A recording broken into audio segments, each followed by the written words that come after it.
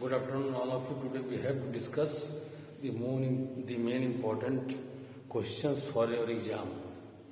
आज आपके second semester LLB 3 years human rights and international law के बारे में हम कुछ महत्वपूर्ण सवालों को आपके सामने रखेंगे जो आपके एग्जाम के प्रिपरेशन में बहुत महत्वपूर्ण है और वह क्वेश्चंस आपके एग्जाम में आएंगे। इन क्वेश्चंस को आप ध्यान से सुनिएगा और वो क्वेश्चन आपके लिए बहुत महत्वपूर्ण है। पहला क्वेश्चन है, मानवाधिकार से आप क्या समझते हैं? What do you mean by human rights? मानवाधिकार से आप क्या समझते हैं? क्या आप इस विचार से सहमत हैं कि मानवाधिकार प्राकृतिक अधिकार है? Do you agree with the view that human rights are natural rights? क्या मानवाधिकार एक प्राकृतिक अधिकार है? Do you agree that human rights are natural rights? यह सवाल आपके एग्जाम पॉइंट ऑफ व्यू से बहुत ही महत्वपूर्ण है। दूसरा सवाल, मानवाधिकार की अवधारणा की उत्पत्ति की विवेचना कीजिए। एक क्या है? मानवाधिकार की अवधारणा की उत्पत्ति की विवेचना कीजिए। मानवाधिकारों की मूल अधिकारों से तुलना कीजिए। Discuss the origin of the concept of human rights, compare human rights with fundamental right. अब देखिए, यह क्वेश्चन आपको कई दूसरे तरीके से पूछा जा सकता है। भारत के संविधान के भाग 3 में प्रत्यभूत मूल अधिकारों से तुलना करते हुए मानवाधिकार पर एक निबंध लिखिए। Right an essay on human rights, compare it with fundamental rights guaranteed under part 3 of the constitution of India. भारतीय संविधान में सन्निविष्ट मानवाधिकारों पर एक टिप्पणी लिखिए। Right A note on the human rights embedded in the Indian constitution. ये आपके दोनों महत्वपूर्ण क्वेश्चन हैं परीक्षा के पॉइंट ऑफ व्यू से।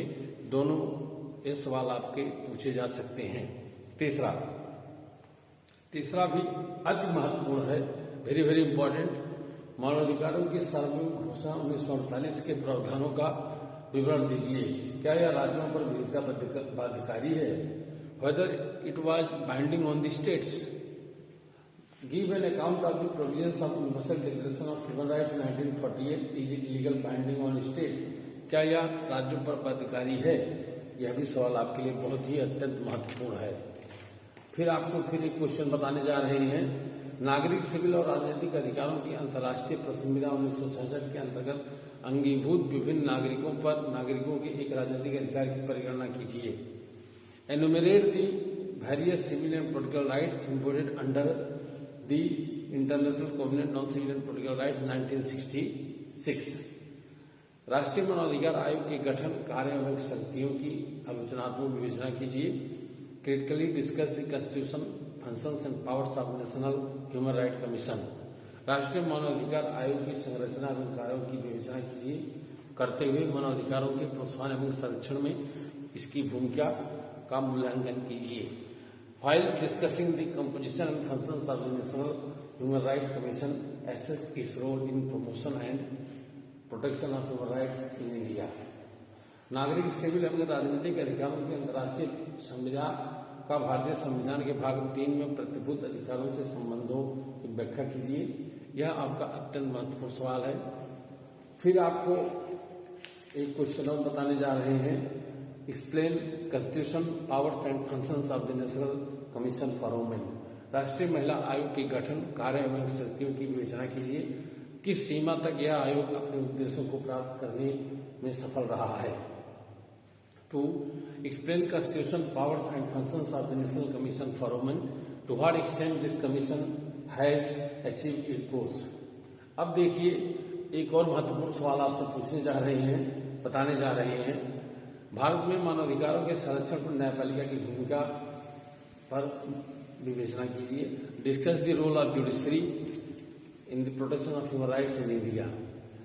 Right N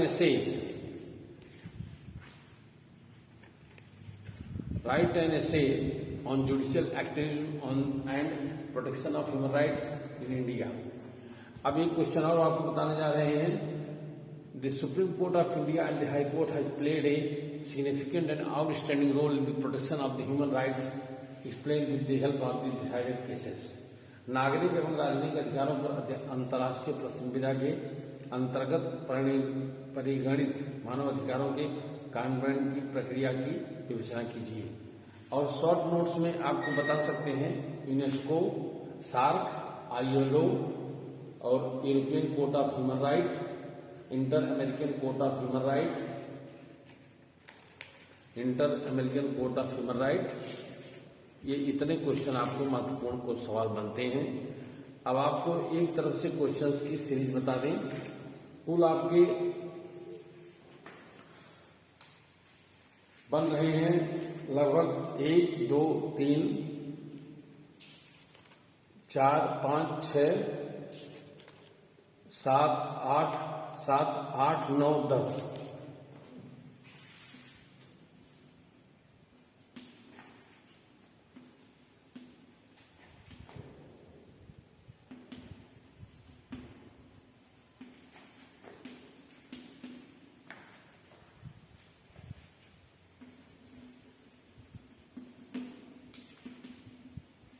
Questions and also short notes। अब देखिए, आपको 10 क्वेश्चन मैंने बताया है। 10 क्वेश्चन को पूर्ण रूप से पढ़िएगा और शॉर्ट नोट्स उसमें से पढ़िएगा। हम कल एक एक क्वेश्चन पर आपको 2 सीरीज में ग्रुप्स करके क्वेश्चन देंगे। Thanks all of you, have a nice day.